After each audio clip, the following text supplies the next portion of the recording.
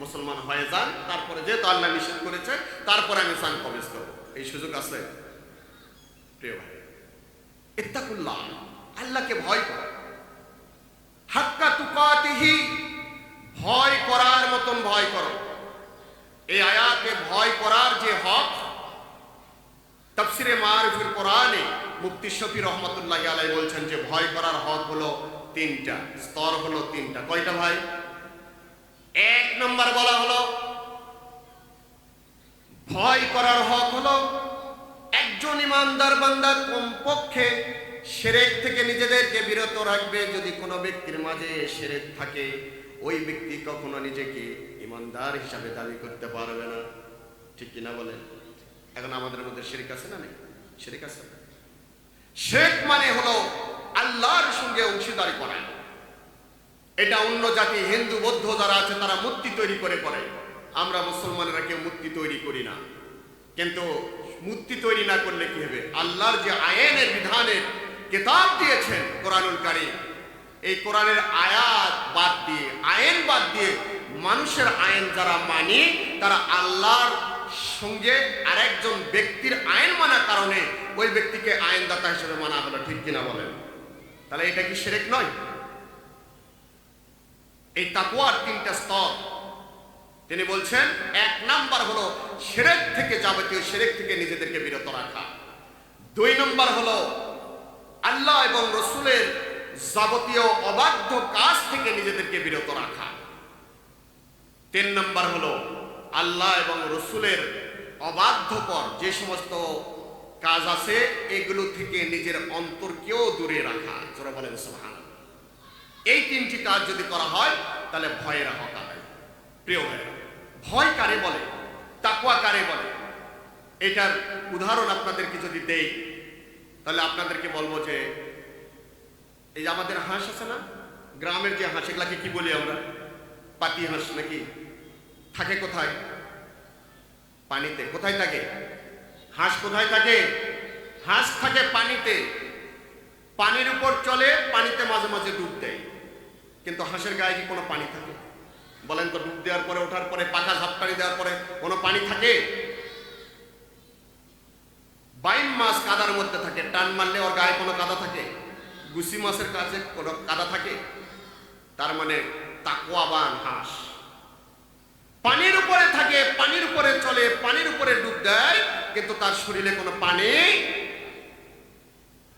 একইভাবে আপনি আমি যদি তাকওয়াবান হই, পরেজগার ব্যক্তি হই, তাহলে এই সমাজে জিনা থাকবে, ধর্ষণ থাকবে, মদ থাকবে, জুয়া থাকবে, গাঁজা থাকবে, যাবতীয় পাপ পুণ্য এই সমাজে আপনি আমি নিজেকে পরিচালনা করব। হাঁস যেমন পানির উপর চলে, ওর শরীরে কোনো পানি লাগতে দেয় না, একইভাবে সমাজে পাপ সাগর, এই পাপ সাগরে আপনি আমি থাকব, কিন্তু তাকওয়া নামে ওই জিনিসটা আপনাকে আমাকে এই পৃথিবীর যাবতীয় কাজ থেকে বিরত রাখবে। ঠিক কিনা বলেন? এর নাম হলো আল্লাহকে ভয় করে জীবন গঠন করতে হবে। হযরত ওমর ফারুক রাদিয়াল্লাহু আনহু তিনি বলছেন, তিনি আল্লাহকে কেমন ভয় পাইতেন। কি বলেন? হযরত ওমরের নাম আমরা জানি না? তিনি ইসলামের কি ছিলেন? দ্বিতীয় খলিফা ছিলেন। রাষ্ট্র পরিচালনা করছেন না করেননি? করছেন না? রাষ্ট্রপ্রধান ছিলেন না?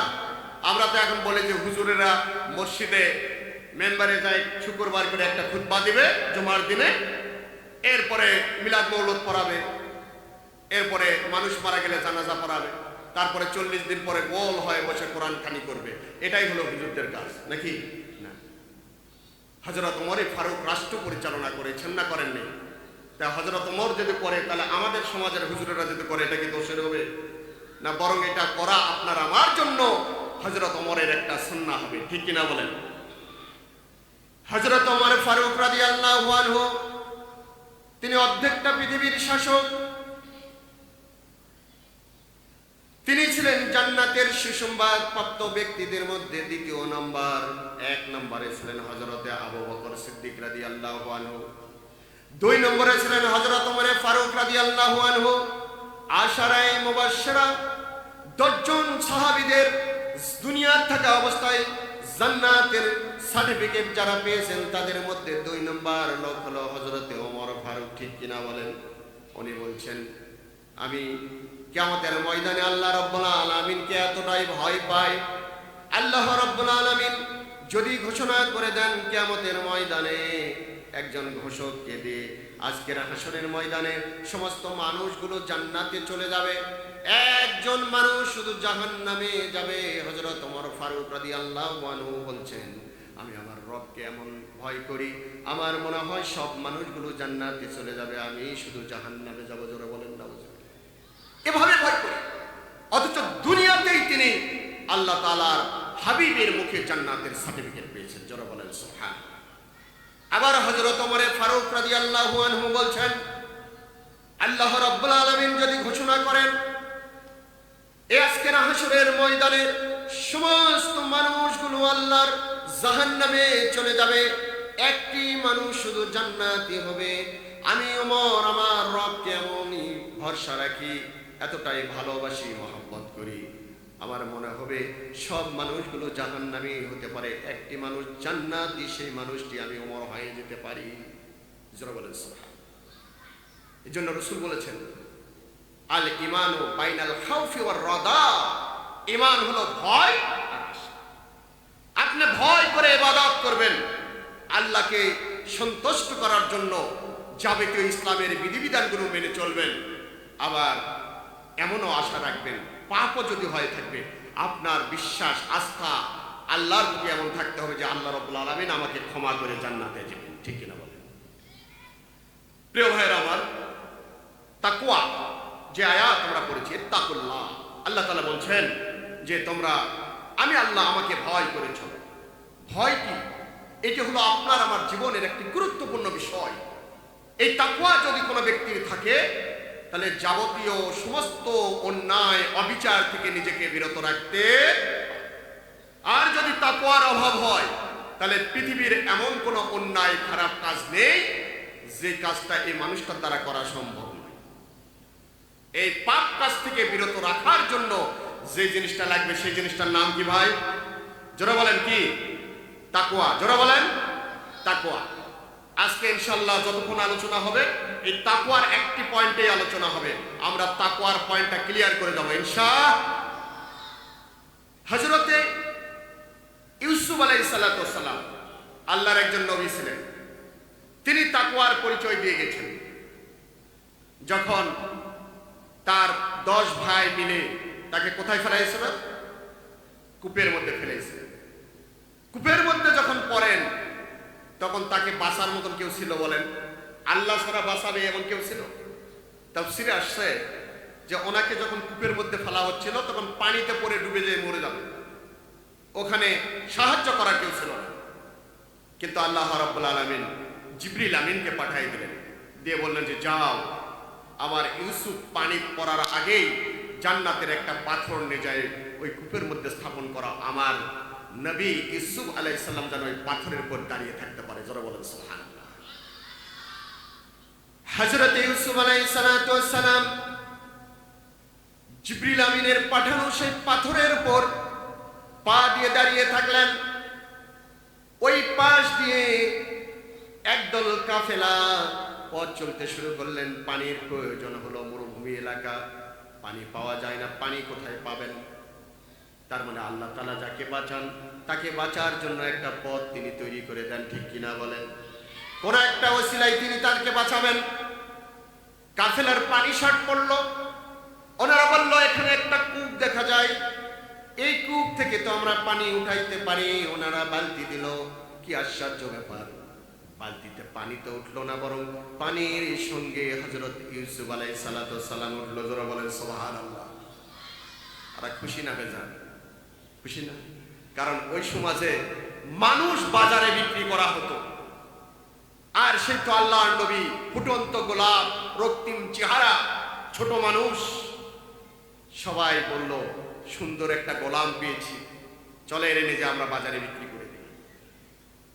ওনার তো জন্মস্থান হলো কিনানে, ইয়াকুব আলাইহিস সালাতু ওয়াস সালামের গৃহে। মিশরের লোকজন এসে ওই কাফেলার লোকজন যে মিশরের বাজারে তাকে বিক্রি করে দিল। আল্লাহ তাআলা যদি কারো ব্যবস্থা করে থাকেন, কেউ তারে ঠেকাতে 10 ভাই মনে করেছিল যে ইউসুফকে কূপের মধ্যে ফেলে দিয়েছে, জঞ্জাল সাফ করে দিয়েছি, কিন্তু ওরা জানে না ইউসুফকে জঞ্জাল সাফ করে রে ইউসুফ আলাইহিস সালাতু সালামের পরবর্তী মিশরের প্রেসিডেন্ট হওয়ার রাস্তা ক্লিয়ার করে দেওয়া হয়েছে। ঠিক কিনা বলেন? প্রিয় ভাইরা, আজকে সমাজের কিছু লোক আছে, আলেম সহ্য করে না, ইমাম সহ্য করে না, হাফেজ সহ্য করে না।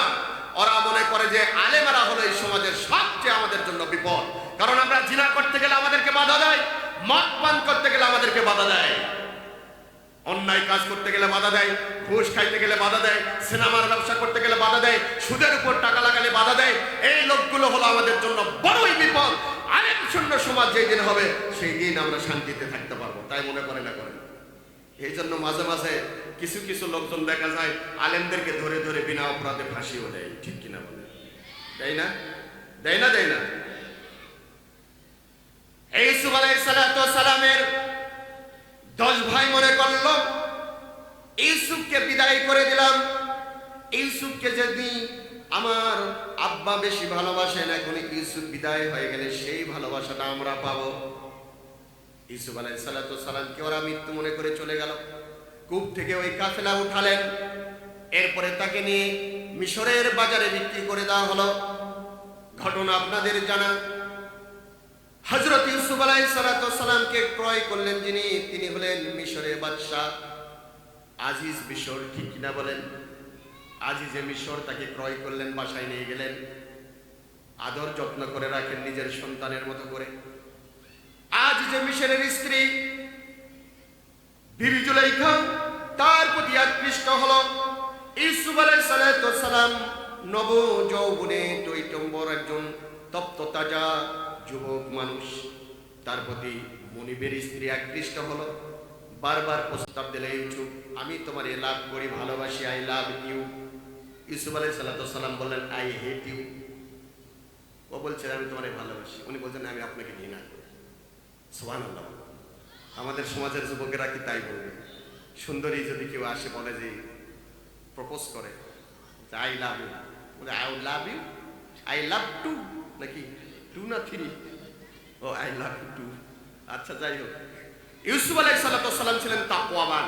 প্রিয় ভাইরা, আজকে সেখান থেকে আপনাকে আমাকে শিক্ষা নিতে হবে যুবক ভাইদের জন্য, যে যুবক বয়সটাকে, যৌবনটারে কিভাবে সংরক্ষণ করতে হয়।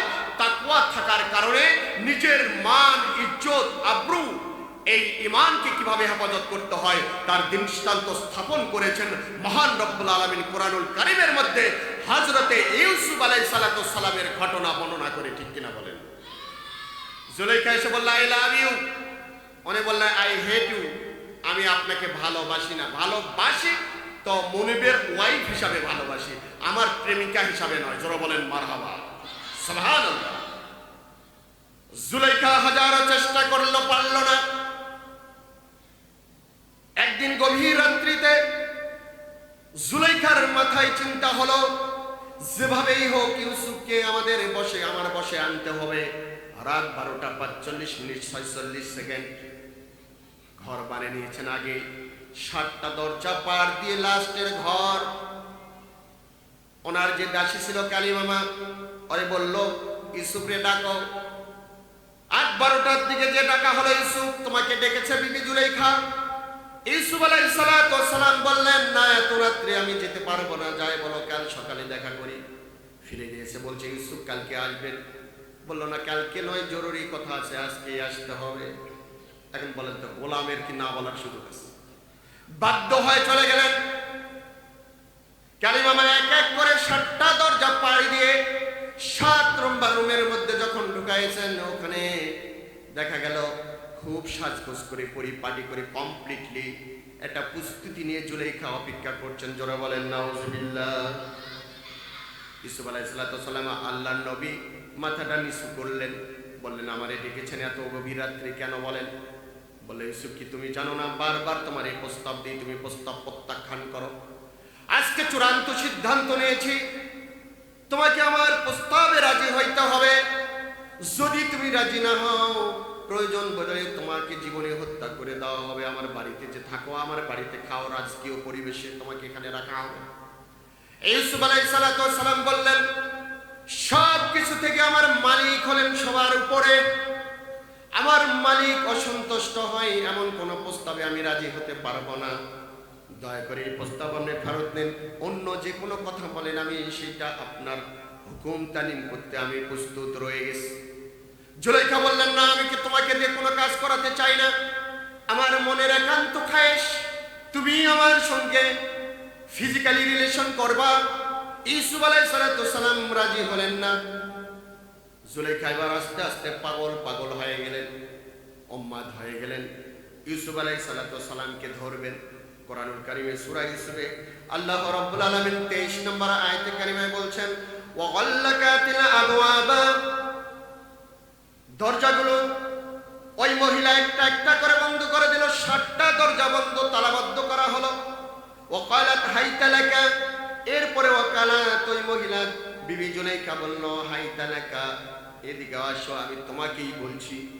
ইউসুফ আলাইহিস সালাম মাথা যেহেতু নিচু করে আছে, ও বলছে হাইতা, আমার দিকে আসো। লাকা, ইউসুফ শুনে না, বলছে তোমাকেই বলতেছি, এখানে আর কেউ নেই, তোমাকে আমি কাছে ডাকছি, তুমি কাছে আসো। এই চরম মুহূর্তে বিবি জুলাইখা তার শরীরের সব কাপড়গুলো উলঙ্গ করে ফেলেছেন, কমপ্লিটলি জিনার জন্য প্রস্তুতি গ্রহণ করেছেন। এখন যদি তাকওয়া না থাকে, বলেন তো এমন পরিবেশ থেকে কি নিজেকে রক্ষা করা সম্ভব হবে? এজন্য রব্বুল আলামিন কোরআনুল কারীমের মধ্যে বলছেন, ইয়া আইয়ুহাল্লাযীনা আমানুত্তাকুল্লাহ, বান্দারে তুমি সকল ক্ষেত্রে সকল জায়গায় বিপদে মুসিবতে তুমি আমাকে ভয় করে চলবে। যারা বলেন সুবহানাল্লাহ।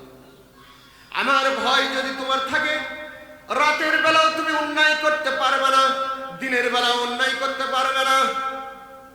এমনকি তুমি যদি মেম্বার হও তাও অন্যের গম মেরে খেতে পারবে না, তোমার ভিতর যদি তাকওয়া থাকে, ঠিক কিনা বলেন? তুমি যদি চেয়ারম্যান হও, ওই রাস্তার বাজেট 3 রুম খাইয়ে 1 গুণে এমন কাজ করবে, 20 বছরের রাস্তা 1 বছরে শেষ করতে পারবে না। যদি তোমার মধ্যে তাকওয়া থাকে, যদি তোমার মধ্যে তাকওয়া থাকে, আল্লাহর ভয় থাকে, পৃথিবীর সমস্ত অন্যায় অপকর্ম থেকে তুমি নিজেকে বিরত রাখতে পারবে। ইউসুফ আলাইহিস সালাম এই কঠিন মুহূর্তে জুলাইখা যখন কাপড়গুলো খুলে ফেলেছে, ডাকতেছে, হাই তালাকা, আমার দিকে আসো।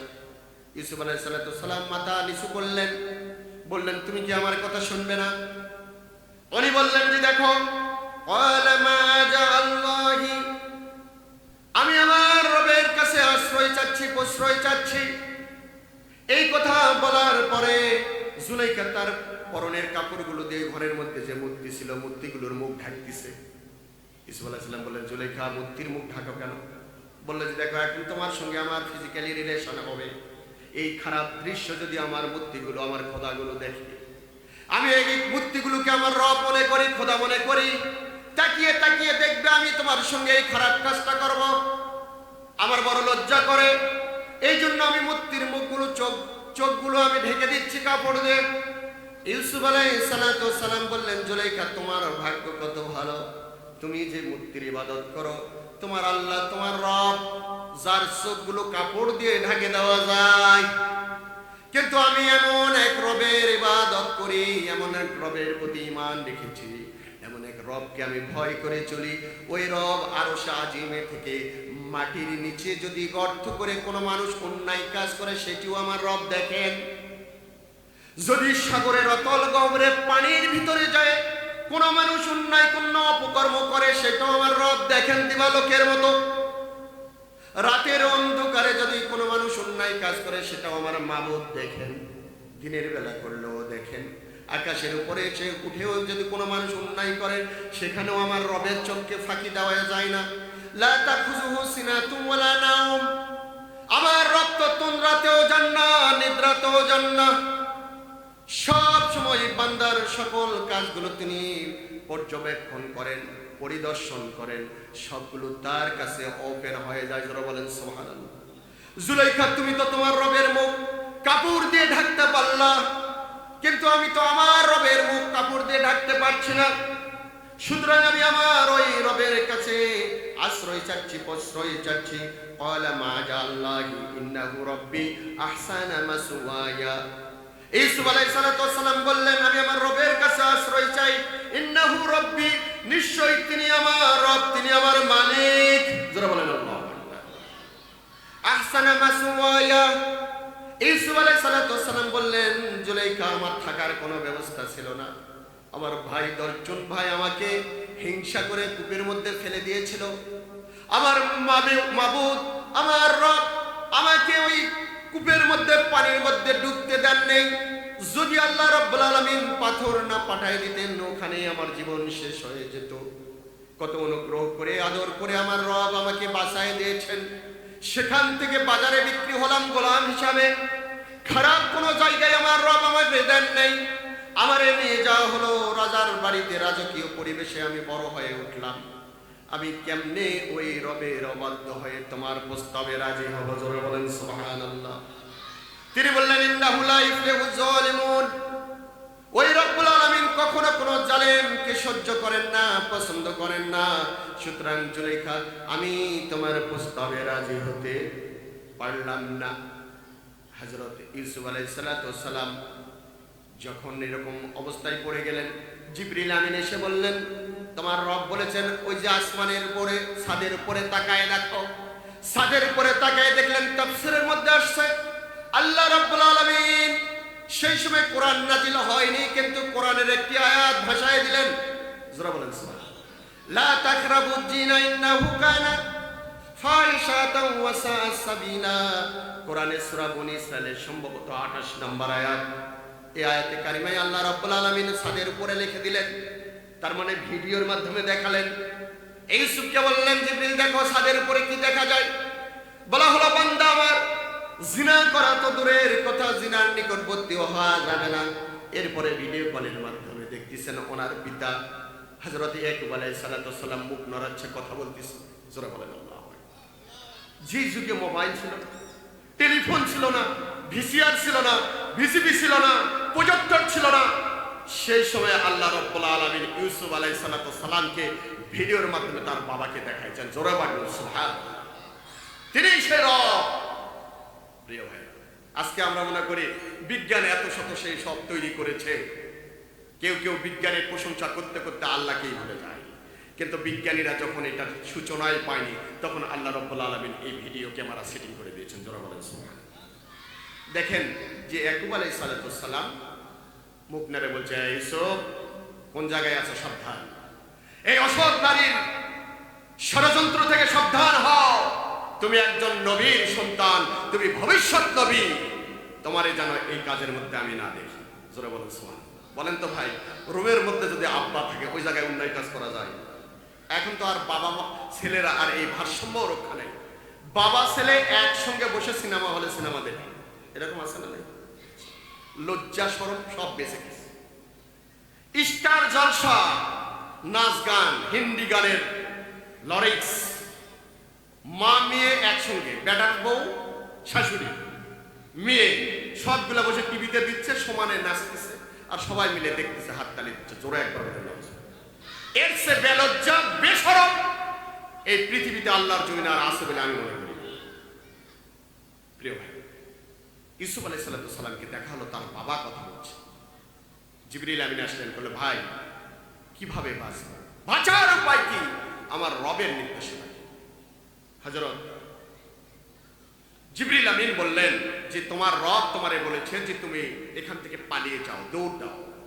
ইউসুফ আলাইহিস সালাম বললেন, দৌড়ে লাভ কি? দরজা 60টা দরজা, বড় বড় তালা দেওয়া, এটা আমার জানা আছে। জিবরিল আমিন বললেন, ভাই ইউসুফ, তোমার রব তোমারে বলেছেন তোমার যতদূর পর্যন্ত ক্ষমতা আছে সেই পর্যন্ত তুমি দৌড় দাও, বাকিটার থেকে রক্ষা করার দায়িত্ব তোমার রবের, তোমার সে দায়িত্ব নয়। তুমি রুম থেকে যত দূর যেতে পারো তত দূর পর্যন্ত দৌড়াও। জোরে বলেন সুবহানাল্লাহ। তার মানে বোঝা যায় যে আল্লাহ রাব্বুল আলামিন বান্দার যত দূর যাওয়ার শক্তি আছে তত দূর যেতে পারে কিনা এটা দেখতে চান, ঠিক কিনা বলেন? ওই যে আমাদের আগের আলোচক বলে গেছে, এ করেছি সে করেছি, কিন্তু আমরা তো তাকে ক্ষমতার থেকে নামাতে পারিনি। পারছি? বলেন পারছি? পারি না, কিন্তু আমরা যতটুকু চেষ্টা করার করেছি, বাকি কাজ কে ফিনিশ করেছে ভাই? কে ফিনিশ করেছে? জালেমদের, স্বৈরাচারদের স্বৈরাচারী আল্লাহ তাআলা সময় দেন, ছাড় দেন, কিন্তু ছেড়ে এক সময় ইন্না বাতশা রাব্বিকা লাশাদীদ, আল্লাহর ধরা কঠিন ধরা আসবে, তখন কোন বাতিল আর নিজেকে টিকে রাখতে পারে? ফেরাউন আসছিল কিন্তু সারা জীবন থাকতে পারছে? নমরুদ, সাদ্দাত কেউ পারেনি। আবু জেহেল, উতবা, শাইবা সব খতম হয়েছে। কোন বাতিলকে আল্লাহ রাব্বুল আলামিন চিরস্থায়ী করেন না, ঠিক কিনা বলেন? আল্লাহ নবী ইউসুফ আলাইহিস সালাতু ওয়াস সালাম জিবরাইলের পরামর্শ মোতাবেক দৌড় দিলেন, দরজার কাছে গিয়েছেন, হাত দিয়েছেন, দরজা স্পর্শ করতে দেরি হয়েছে, রাজকীয় বড় তালাটা কট করে খুলে যেতে দেরি হয়নি। যারা বলেন সুবহানাল্লাহ। এক দরজা খুলে গেলেন, সামনের দরজা পর্যন্ত দৌড়, দ্বিতীয় রুম পর্যন্ত যেই দরজায় হাত দিয়েছেন সঙ্গে সঙ্গে দরজা খুলে গিয়েছে। ইউসুফ আলাইহিস সালাতু ওয়াস সালাম তারপরে দৌড় দিয়েছেন, তৃতীয় দরজা খোলা, চতুর্থ, পঞ্চম, ষষ্ঠ, সপ্তম, এভাবে সবগুলো দরজা খুলে দিয়েছেন কে? প্রিয় ভাইরা আমার, ইউসুফ আলাইহিস সালাতু ওয়াস সালাম জুলাইখার এই লালসা থেকে নিজের ঈমানকে হেফাজত করার জন্য যে জিনিসটি তাকে কাজ দিয়েছে তার নাম কি? তাকওয়া। এই তাকওয়া আপনার আমার দরকার আছে না? আমাদের দেশের যুবকেরা 50 টাকা টিকিট দিয়ে সিনেমা হলে যায়, সিনেমা দেখে। এই যুবকেরা যদি এরকম পরিবেশে পড়ে, তাহলে কাম সারে আসে কবে যে পরিবেশ ছিল এখান থেকে রক্ষা করার কোনো সুযোগ আছে? আপনাকে আমাকে অনুসরণ করতে হবে নবী আম্বিয়া আলাইহিস সালাতু ওয়াস সালামকে, ঠিক কিনা বলেন? যুবকদের জন্য অনুসরণীয়, অনুকরণীয় নবী এবং আম্বিয়া আলাইহিস